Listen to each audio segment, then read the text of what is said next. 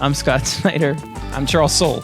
and we're here at Midtown Comics signing Undiscovered Country. #1. Exactly, and Midtown Comics rocks. It does. Midtown Comics rocks. Welcome to Midtown Comics TV. I'm Mario. I'm here with Scott Snyder and Charles Soule. We're here at the Undiscovered Country #1 signing at Midtown Comics downtown. Yo.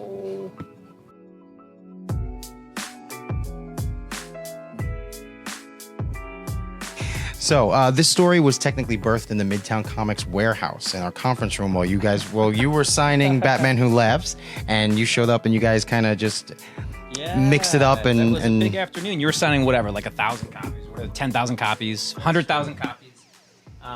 And we were working on this book, and we knew that it would be a chunk of time, and we could spend a couple hours just talking about the story. And so while Scott was signing, we did a lot of story breaking while a lot of you guys were just watching and listening to us do it, which was kind of weird, but kind of felt cool to have an audience too, I guess. did a lot of that original stuff stay in the final script? Yeah. I mean, yeah, absolutely.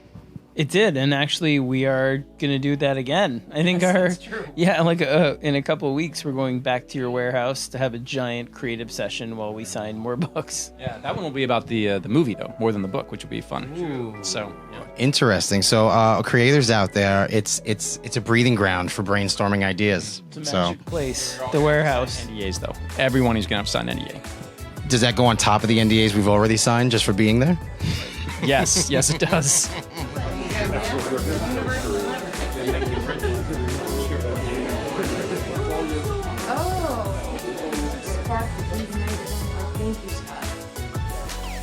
There are a lot of great ideas in this. I think one of the most interesting ideas is that, I think I could say this, America has been cut off from the rest of the world for about 30 years. And the Americans have devolved into a couple of different cultures. You have some savage cultures and some civilized cultures. What was it like kind of building the contrast between both of those cultures? Part of the fun of the book was to build something really robust, really expansive. Both of us have done ongoing series and done mini-series, and if we were going to work together on something, as friends, we felt like we wanted it to be something that would be really, really giant and have like a huge sort of sandbox to play in. So this is one of those books where all of the each zone is very different from the last. You haven't even gotten like the tip of the iceberg in terms of how much is to come in terms of kind of the strange frontier that is the new country, the new America. Yeah, we'll say that is mostly teased with the image of a map, where it actually outlines what factions and what they're called out there in America. Toward the end of the issue of issue 1, there's a big map on the wall of what America looks like now, and we spent a lot of time working through that to try to make it feel and look exactly right, because that's the promise of the book, is like you look at that map and you're like, oh my God, I get it. They're going to go through all these different parts of the United States, and they're all going to be different. So like this kind of apocalyptic, anarchic zone that they land in originally is far from the only thing you see. There's fully developed societies. There's it gets crazier and crazier and crazier as it goes. But it all has a point. It all has a purpose. It all has a plan. So that's what the map's supposed to show. Thanks, guys. Smart brothers. Yeah, that's super cool. Super cool. Yeah, thanks again for doing that. Awesome. But what did you actually pull from American history? How much research did you do on this? A lot. I mean, we could, it's many, many levels of research. So we could tell the CIA story, we could tell the DARPA story, we could tell just our own knowledge. What you want to hit? Well, I think the two kind of lanes to drive in with it are the research that we did that was speculative, that was sort of about, we wanted to do a book that would feel like an adventure series and something almost that felt like a throwback to kind of Land of the Lost or these kind of big exploratory epics.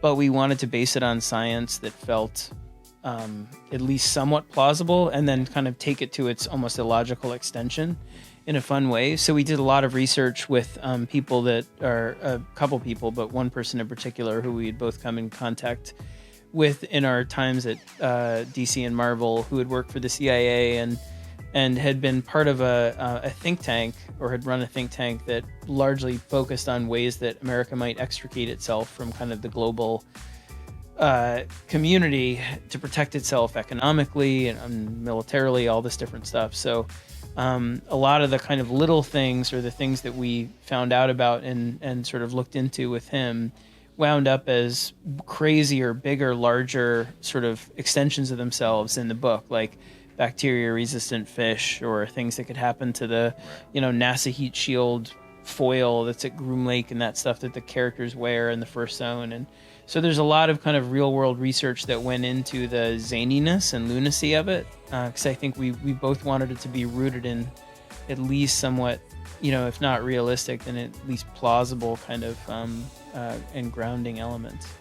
As we were starting to develop the book, we realized that the iconography of America is as recognizable and as mythologically powerful as Superman or Batman or whatever. Like, the White House or the Grand Canyon or the Space Needle or, the Space Shuttle or, Pecos Bill, you name it. Like, there are so many things that are meaningful from the hundreds of years of American history that you can just sort of cherry pick, and they have the same impact as like Wolverine popping his claws. So we spent a lot of time thinking about what those things will be and how to use those tools in a way that's going to really feel cool. And honestly, like, the thing that's nice about that is I don't really think anything's done it before this way. Like, you can think of examples like the Statue of Liberty at the end of Planet of the Apes, right?